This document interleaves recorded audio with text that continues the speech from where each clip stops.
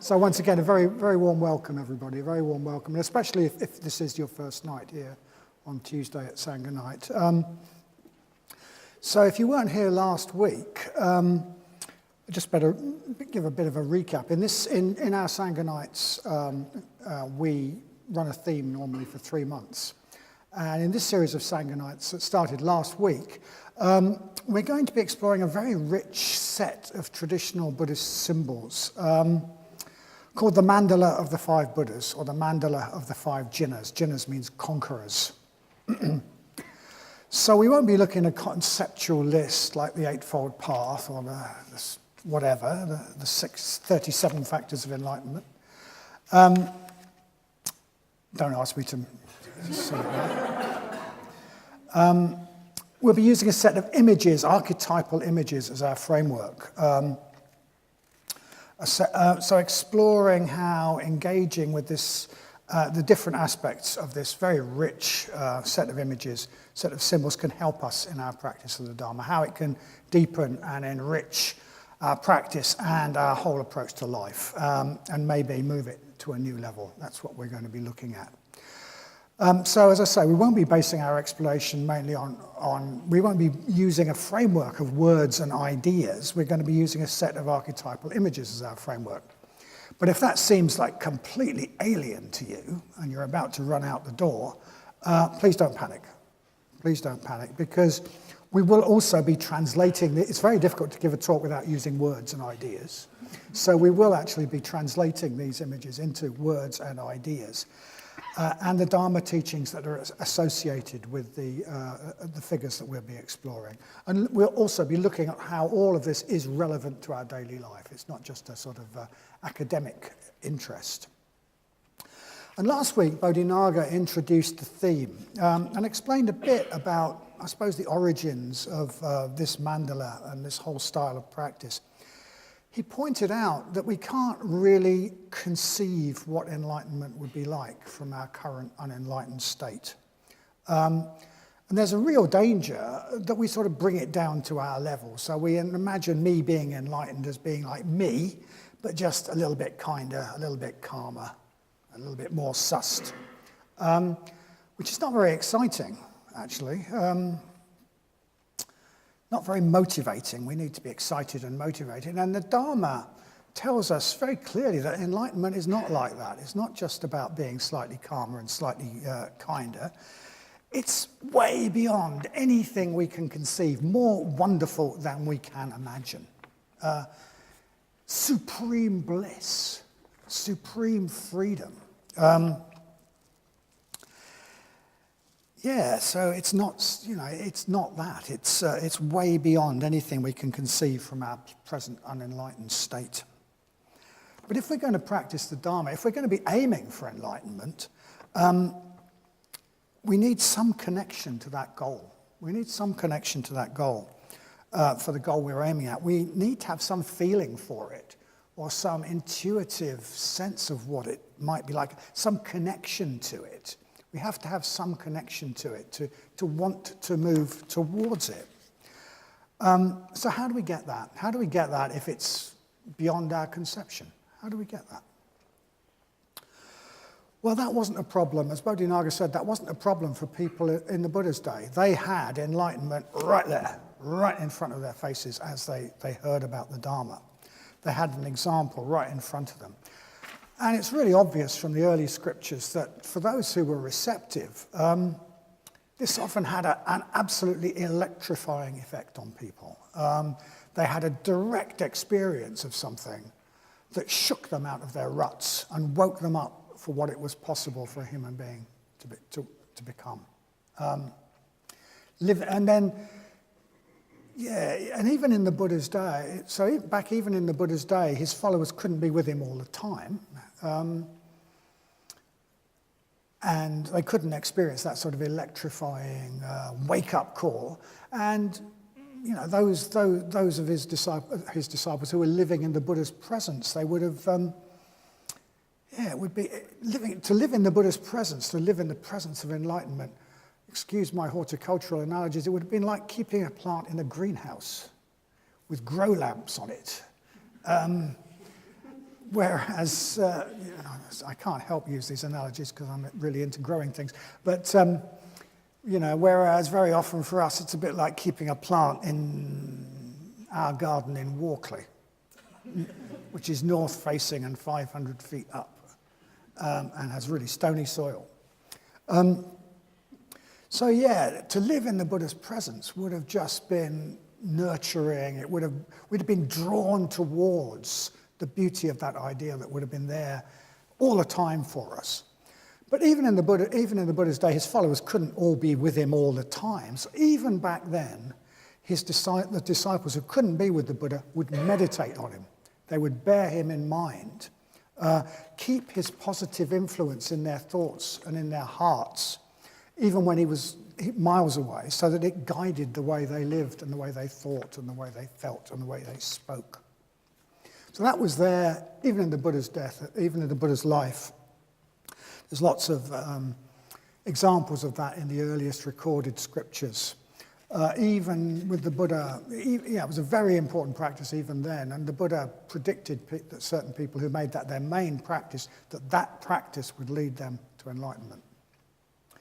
Then after the Buddha's death, this practice of the mindfulness of the Buddha, as it came to be called, became even more important, obviously, because nobody could be with the Buddha in body. And it became a really principal practice, I am told, by a great scholar of Buddhism, Edward Conzer, in just about every single school of Buddhism. It became a serious practice, a really important practice. This practice of keeping the ideal in the imagination, keeping this connection to another dimension of being, keeping that alive in the mind, letting it light up the mind, light up the feelings, letting it perfume the mind. That became one of the most important meditations and mindfulness practices that people used to do. When we keep the ideal in mind, we're attracted towards it. We are moved by it. And the qualities of enlightenment that we have, as it were, hidden deep down inside us get stirred up and awakened and activated. So it's traditionally said that if we do that practice, our mind comes to dwell on the plane of the Buddhas. Our mind comes to dwell on the plane of the Buddhas. It's also said, I think Bodhinaga said this last week, our mind becomes like a shrine room. So if the Buddha is there in our mind, it's like a shrine room where the Buddha is there at the front, and there's just this atmosphere of calm and positive states, and maybe perfumed with incense. So our mind becomes like a shrine room. So this was a really important practice, meditating on the Buddha, keeping the Buddha in mind, mindfulness of the Buddha. And the Buddha being the primary symbol, archetype of enlightenment. But enlightenment's got so many facets. It's got so many facets. If we're meditating on the Buddha, we could focus on his bright wisdom, or his empathy and kindness, or his strength and courage, or his unshakability in the face of adversity, in the face of the things that happened around him, his creativity. We could focus on this sort of uplifted quality that gave him that sense of almost dwelling in another realm while sort of inhabiting this one, being in the world but not of it. We could look at all of those different aspects of the Buddha. And one of the things that happened over the years, maybe over the centuries, as people meditated on different aspects of enlightenment, different aspects of the enlightened mind, is that different archetypal figures mysteriously emerged, which embodied these different aspects of enlightenment, embodied sort of constellations of what it meant to be enlightened, aspects of enlightenment. Making it much easier to focus on a sort of almost a simpler idea of enlightenment, one go at a time. And the Mandala of the Five Buddhas that we're going to be exploring over the next 3 months brings together some of the most important embodiments of aspects of enlightenment that arose. The Mandala of the Five Buddhas, I sometimes liken it to an exploded diagram of enlightenment. If you look at a sort of car manual, you'll get your sort of picture of your engine, and then it'll be sort of like bits all over the place with arrows going to it and a key. It's a bit like that. It's an exploded diagram of enlightenment. Or maybe better, it's like enlightenment is a white light, and it shines through a prism and breaks up into different colours, and the Mandala of the Five Buddhas shows us the different colours that white light consists of. So these different Buddhas embody different aspects of enlightenment, making it much easier for us to get an imaginative connection, perhaps, with those qualities, or maybe not. But it's one way to get a more imaginative connection. And as well as embodying, if you like, aspects of enlightenment, different colours of that white light of enlightenment, the Five Buddhas are also seen as traditionally, I'm going to use this word very, very cautiously, having a connection with a particular type of personality. I don't want to sort of give the impression that we're talking about some sort of magazine personality test here, because we're not. But it's different personality types are traditionally seen as having an affinity with one or other different Buddhas of this mandala. And that the Buddha we have an affinity with can transform negative aspects of that sort of particular personality into something positive, into a positive wisdom. So they're said to have poisons, which they transform into particular wisdoms. And we'll see more about that as we go along. So in a way, each Buddha is not just an aspect of enlightenment. Each Buddha is also a gateway to enlightenment if you're approaching it from a particular direction, as it were. If you've got particular sort of, I hate this word personality type, but a particular sort of nature.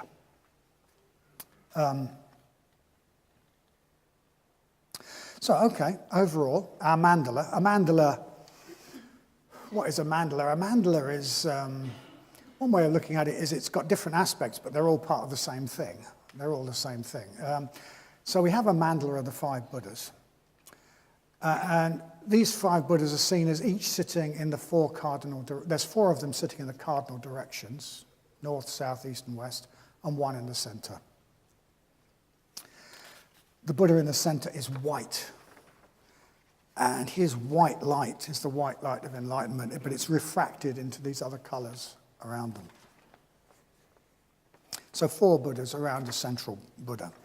And we could see this mandala as having two separate axes. So one axis being east-west, and one axis being north-south. And you could say that the east-west axis represents more some sort of inner qualities of enlightenment, and the north-south axis more the way enlightenment manifests in the world. That's a simplification, but everything I say is a simplification. So looking first at the east-west axis, the inner axis, if you like, we have two contrasting Buddhas in the east and the west, who we could say, simplifying again, represent the thinking and the feeling aspects of enlightenment.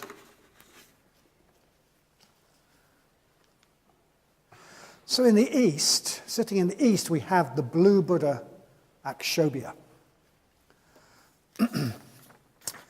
Akshobhya, the name means something like unshakable. Unshakable.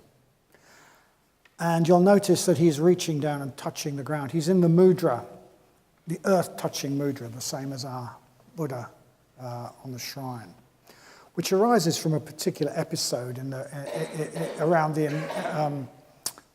the enlightenment of the Buddha, when the Buddha was sort of challenged by Mara, the manifestation of all that sort of holds us back. What right have you got? And he touched the earth to show, well, I have that right, I have that right. It's a really powerful gesture, isn't it, of being supported by the earth, groundedness, grounded on the earth. So we could see that as a sort of unshakability. I can't be shaken, I cannot be shaken, I'm grounded on the earth. His name means unshakable. He's touching the earth to show his unshakability. And it's not shown in this picture, I don't think, but there's a whole load of symbolism associated with each of these. Each has got an animal, and his animal is the elephant. And if you've ever tried to push an elephant around, you know that they're pretty unshakable. So all of this imagery, all of this, it's all pointing to this unshakability, But more than that, he's blue. He's blue. And blue, I suppose we generally regard blue as a cool colour. It's quite a cool colour. And his time of day is the dawn. So a time of day that's cool and very, very clear. Very cool and clear. And his season is the... I'm not sure about this. I might have got that wrong, so I'm not going to say it. Anyway, his season is the dawn. His time of day is the dawn. So that cool clarity of the dawn. So we've got cool. We've got cool. It's almost like it's the cool thinking aspect of enlightenment. Above the passions, above the sort of stuff that knocks us around. And it's clear. It's clarity of enlightenment. And you'll notice he's got this symbol of a Vajra. Now, if you've been around for a while, you'll know what a Vajra is, but if you haven't, you may be thinking, what on earth is a Vajra? So yeah, I should say, it's a very traditional symbol in Buddhism. I should say that everything I'm going to say about Vajras, the word Vajra in modern Indian languages means something quite different, so I'm not going to go there. But in Buddhism, in traditional Buddhism, it means this thing that's there. It's sometimes translated as the diamond thunderbolt. And it's the ultimate weapon, in a way. It's like can be hurled and it smashes through any obstacle. It smashes anything out of its way. It smashes through any obstacle. And it's a diamond thunderbolt. So it's got qualities of a diamond, and it's got qualities of a thunderbolt. So what about diamonds? If you ever look, I don't often do this, but if you ever look into a diamond, especially a nice big one, you'll see this incredible bright clarity, this incredible, precise bright clarity. That's one thing about diamonds. And the other thing about diamonds is that they will cut anything, and they cannot be cut. So they'll go through anything.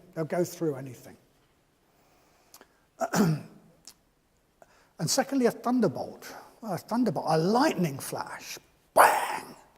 So what about lightning flashes? Well, lightning flashes, if you're out on a dark night and suddenly there's a lightning flash, suddenly everything is clear as day. Absolutely shockingly clear. You can see everything, every detail. It illuminates everything, maybe quite harshly. Bright illumination. And secondly, what do thunderbolts do? They wake us up. Suddenly we're sort of out of our sleepy state. Wakes us up, not always gently. It's frightening. Thunderbolts are frightening. So it's a diamond thunderbolt. That's what his symbol is. His symbol is a diamond thunderbolt, which has this clarity and sort of destroying obstacles quality to it. It cuts through unclarity. It destroys obstacles. And that's his symbol. And each of these figures is associated with a whole family of other figures. So his family is the Vajra family.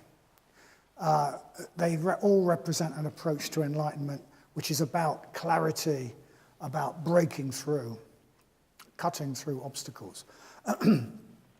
He's got some quite frightening members of his family, actually. So the most famous is Vajrapani, and Vajrapani is built like the guy you just do not wish to meet. And he's striding forward, surrounded by flames, holding his Vajra, breaking through any obstacles. Summing up, Akshobhya, we could say, embodies the cool thinking aspect of enlightenment. His blue colour is cool, his time of day is the cool dawn. Along with this coolness goes clarity and clear seeing. the clarity of dawn, the clarity of a cold, bright winter's day, the clarity of a diamond, the clarity of things seen in a diamond. And this clear, cool seeing makes him, as it were, immovable, unshakable, above passing events. He sees the big picture. He's imperturbable. He can't be pushed around like an elephant. And blue, well, blue is the color of the sea and the sky, boundless, sort of extending. So I always think that this blue sky, this blue imagery is associated with infinity, with distance, that sort of oceanic feeling, and a completely free mind of the enlightened being. So, there's something almost a bit fierce about the cool, precise clarity of Akshobhya. And the type of person who's said to have an affinity with Akshobhya maybe is sometimes a bit fierce as well. So as I said, each of these figures transforms a poison into a wisdom. And Akshobhya's poison is, well, it's said to be hatred. Now, hatred is probably a bit too strong, but we might say a tendency to be a bit bad-tempered, a bit irritable, to criticize, to see the faults,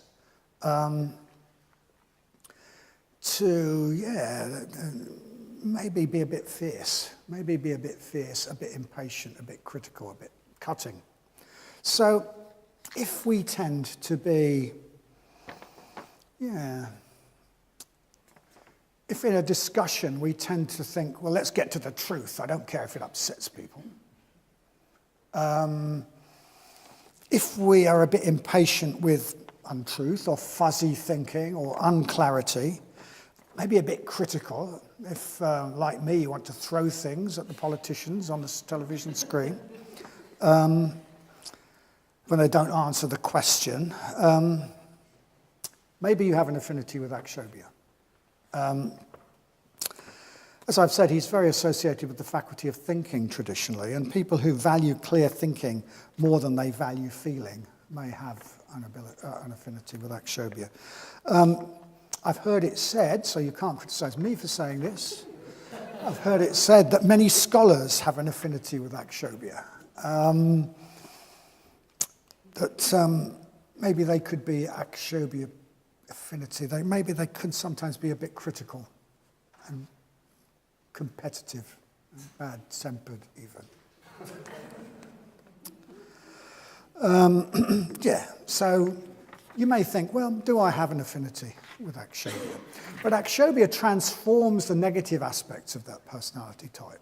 That personality type sees through things. It wants to get to the bottom of things. It's really impatient with anything that gets in the way. It's impatient with fuzz and all that.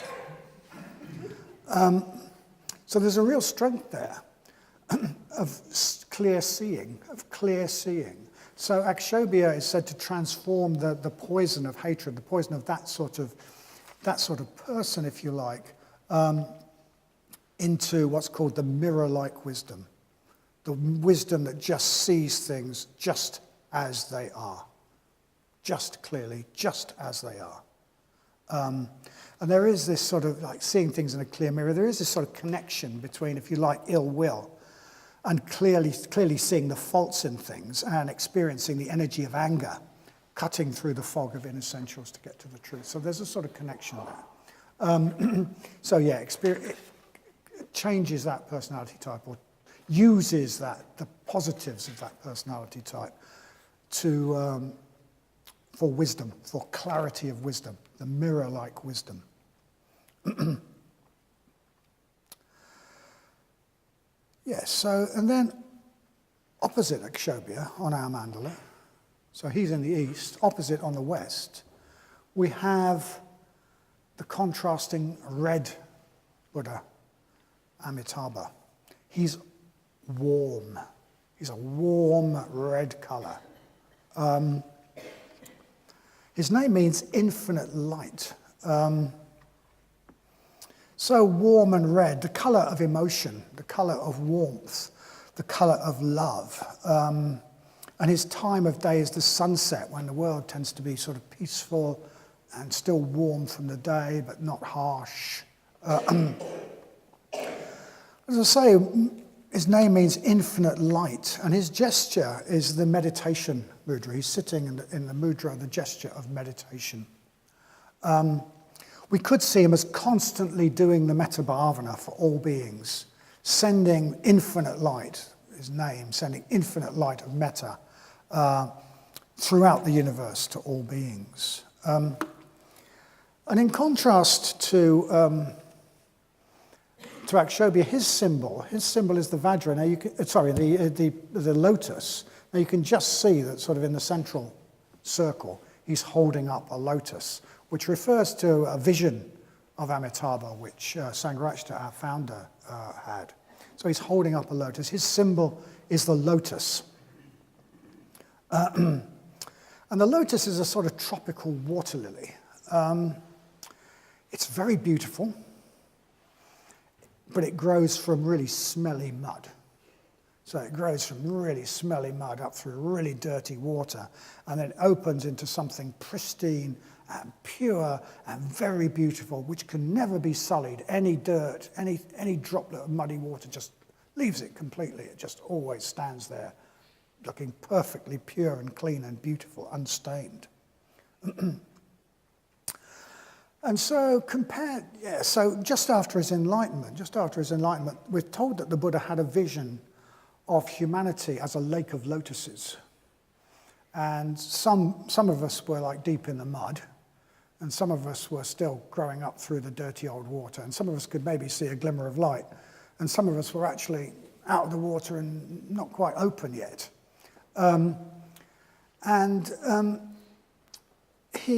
What this meant to him, what he saw with this was, well, he'd already decided that he couldn't communicate the content of his enlightenment. It was incommunicable. You couldn't tell people, oh, enlightenment's like this, and they go, oh, okay, I'll do it then. It doesn't work like that. It's like trying to describe the colour blue to someone who's always been blind, something like that. It's just, you can't do it. He saw that he couldn't just say, well, enlightenment's like this. But what he could do, he couldn't communicate it, but what he could do is help people to grow towards it. So we were growing beings. We could grow towards that state where we would open as lotuses, almost from wherever we were. So this symbol of the lotus, compared to the Vajra, comes to represent a sort of more gentle, gradual growing towards enlightenment rather than breaking through to enlightenment. A more feeling-based approach to enlightenment based on growing and unfolding. And the red warmth of Amitabha is like the nurturing warmth. We grow, plants grow in the warmth. So yeah, that sort of warm growth towards enlightenment rather than a sort of smashing through. And again, he has a whole family of figures based on who have the lotus as their symbol, the Padma family. And they're, of course, quite different from the figures in the Vajra family. They represent this more gradual, gentler, growth-based approach. So these two approaches to enlightenment are often sort of contrasted. Obviously, we need a bit of both, which I think is brought out very nicely in the name of our president, who is called Padma Vajra. So, you've got both of them. But we may nonetheless have a bit of an affinity more for one than the other. So it's traditionally said that if we tend to value feeling above thinking, if we value harmony above clarity, whereas the Akshobhya person might want to get to the bottom of the truth, it doesn't matter who it upsets. If in a discussion we're more concerned, well, let's keep everybody happy, and a bit of fuzz and fog doesn't matter. If we're maybe a bit greedy for pleasure, food, sex, comfort, maybe if we're even a bit addictive, we may have an affinity with Amitabha. it's about liking. It's sort of the wanting to drag towards rather than wanting to push away. Attraction rather than aversion.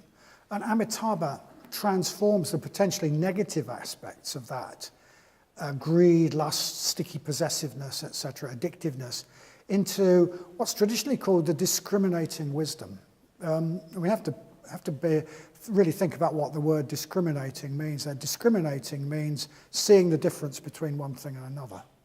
It tends to have very negative associations for a lot of people because it's used to mean discriminating on grounds on which you shouldn't discriminate. But that's all it means. It means seeing the difference between one thing and another. Maybe it'd be better to call it the wisdom of particularity. It's the wisdom that sees each individual thing in its unique individuality and loves it for its unique individuality, without wanting to own it or possess it or consume it or have sex with it or anything else like that. It's a completely, just loving it for itself, seeing its unique individuality and loving it for itself. So that's what that sort of wanting to eat, own, etc., can be transformed into. It's said that it transforms the poison of greed into the discriminating wisdom, or the wisdom of particularity, the thing that loves each thing for itself. So that's a bit about the north-south axis of our, the east-west axis of our mandala. In the north-south aspect, I'm going to suggest, although this is again a generalization, that this represents more the outer aspects of enlightenment, how enlightenment might manifest in the world, or how we might manifest in the world. So in the north, we have the green Buddha, Amoghasiddhi. Amoghasiddhi means, the name Amoghasiddhi means something like unstoppable success. Unstoppable success. And he's green. And green in Buddhism is the color of action. It's the color of action. He's not shown this way in this, but in some traditional representations, he's carried round the world, as it were, is carried on the back of his throne is carried by these birds that are sometimes called shang birds, who are crashing cymbals. So he's not a very calm Buddha. You can imagine it, crash, dashing through the world, unstoppable success. And his gesture is the gesture of fearlessness, the gesture of granting fearlessness. So he represents, if you like, the unstoppable action of the enlightened being, who is freed from all fears, freed from all limiting anxieties, freed from all limiting neuroses, freed from lack of confidence and limiting beliefs. All the things that stop us being effective in the world. And you might notice his symbol is a Vajra. His symbol is, but it's a crossed Vajra. And so we've seen that Vajras maybe represent energy. They maybe symbolize energy, that sort of energy of breaking through. Well, a crossed Vajra, I think, is quite a powerful symbol of integrated energy. Energies that are unified, combined. They're not pulling in every different direction. And of course, that's the key to unstoppable success in a way, is that sort of integration, having our energies united, integrated, flowing in the same direction, not pulling us in loads and loads of different directions.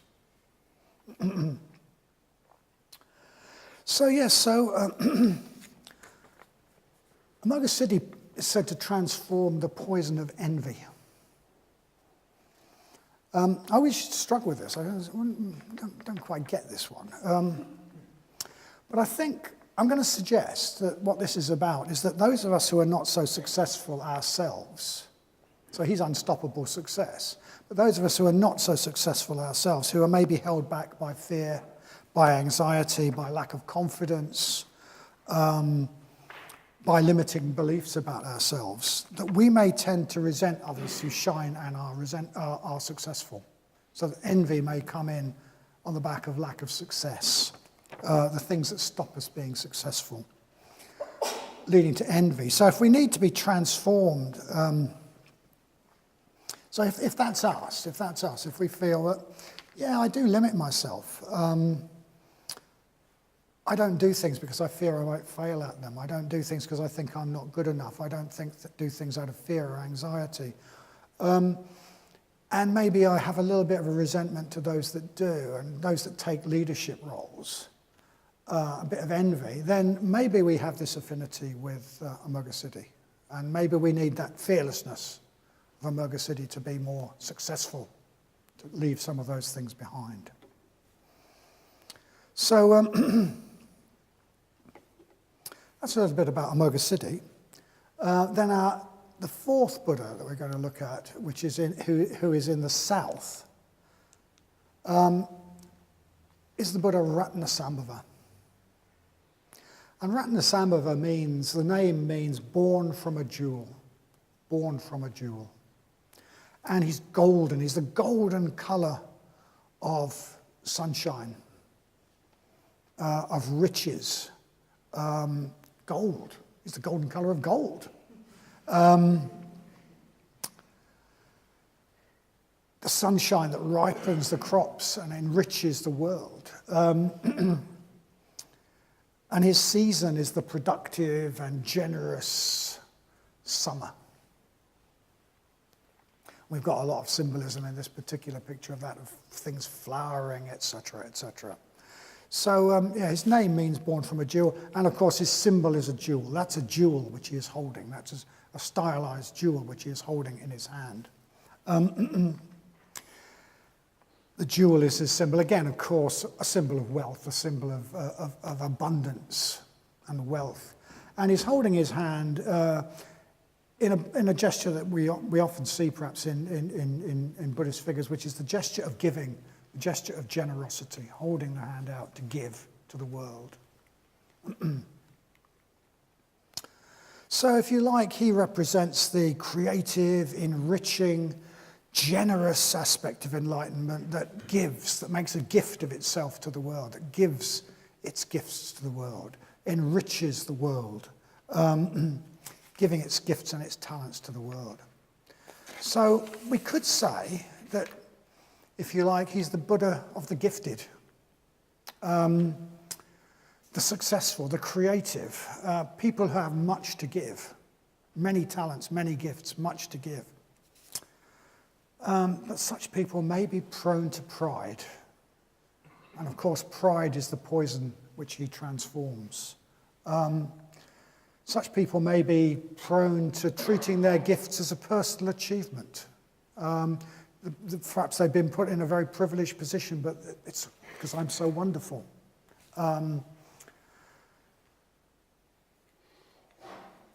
So if we see their gifts as something that we own, that we should use for our own profit, our own success, that make us better than others, that others should look up to us, if we secretly think we're a little bit above others, then maybe we have an affinity with Ratnasambhava. And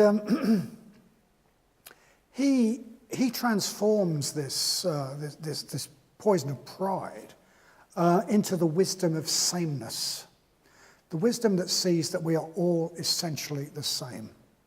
In a way that's a contrasting, it's the other side of the wisdom of particularity of Amitabha. On the one hand, everything has this unique quality that we can love it for, but on the other hand, all people are, in a sense, the same. It's not like some of us are so much better than others. We have different gifts, different advantages. We don't own the gifts that have been given to us, as it were. We need to give them to the world rather than use them for our own benefit. So if we feel we're successful and talented, and if maybe we think secretly somewhere we're a little bit better than quite a lot of other people, maybe we need a bit of that wisdom of sameness of Ratnasambhava to transform that. So then at the center of our mandala, those are then the four corners. In the center of our mandala, we have the white Buddha Vairocana. His color is white. It's not refracted. And his name means the illuminator. He sits at the center of the mandala like the sun at the center of the solar system. And his symbol is the wheel of the Dharma, the wheel of truth. And his mudra, his gesture, is the gesture of teaching the Dharma. So,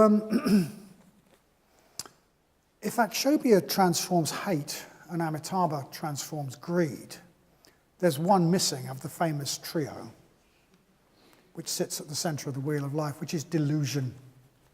And I think we can say that what Vairocana transforms is delusion.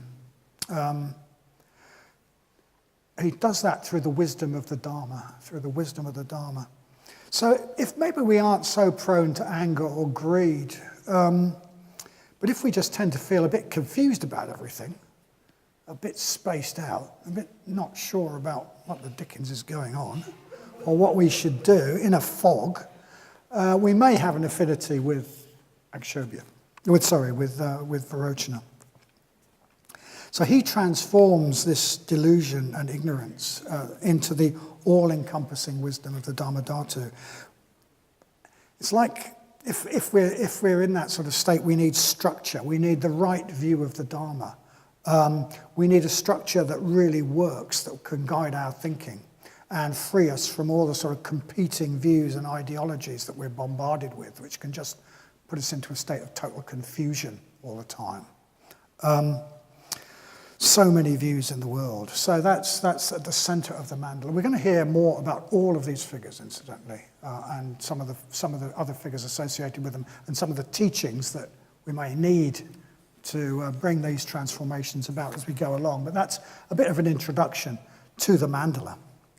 So, what are these figures? What are they?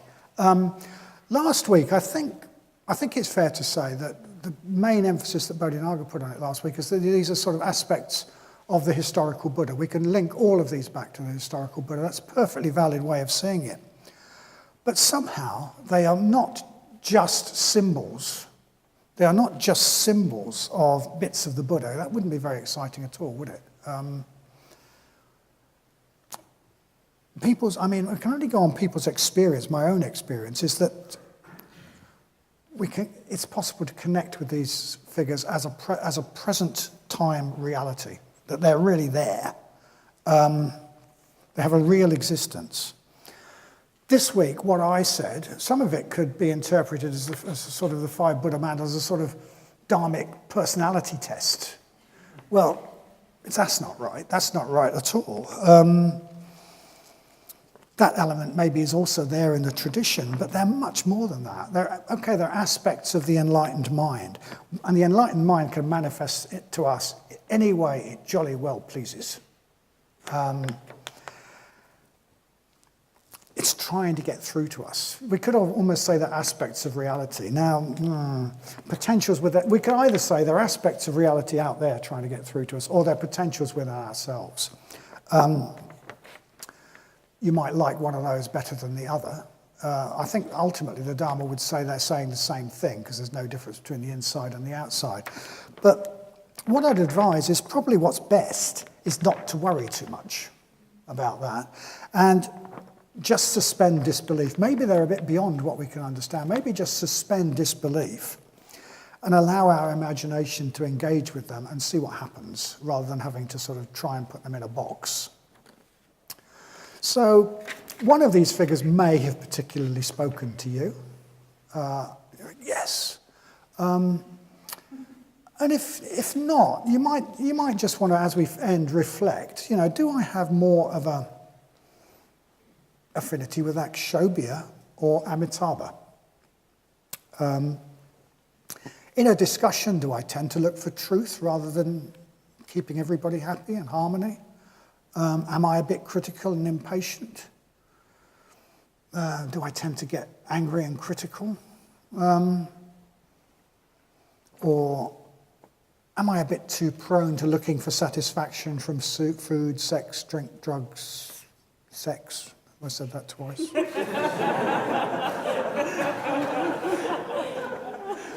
Comfort.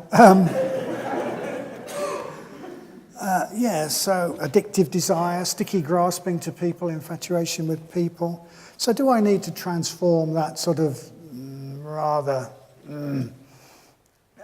ill will, impatient type? Do I need to transform that, use that to turn it into clarity? Or do I need to transform this rather sort of grasping into this wisdom of particularity, just loving things for themselves without wanting to own them or consume them or anything else? And if I can't decide between those two, maybe I'm a confused, deluded type. If I'm in a bit of a fog, I don't make decisions, maybe I need to transform that rather spaced out state by getting a clear picture of the Dharma, a clear Dharmic framework for my thinking and my decisions. So looking at the north-south axis, do I tend to be a bit passive? Let others take responsibility, to stop myself, limit myself from fear, from anxiety, fear of failure, negative self-view, lack of confidence. And then do I tend to resent others who succeed or take the lead? Maybe then I need Amoghasiddhi's fearlessness to break me out of that, to transform that into success. Or do I tend to think rather well of myself? Could I sort of work more to stop using and seeing my gifts and talents as a personal possession that makes me better than everybody else? See them as something that's given to me that I should give to the world, so that to see that I'm not really that different from others, to transform that pride into the wisdom of sameness, seeing that we're all in the same boat.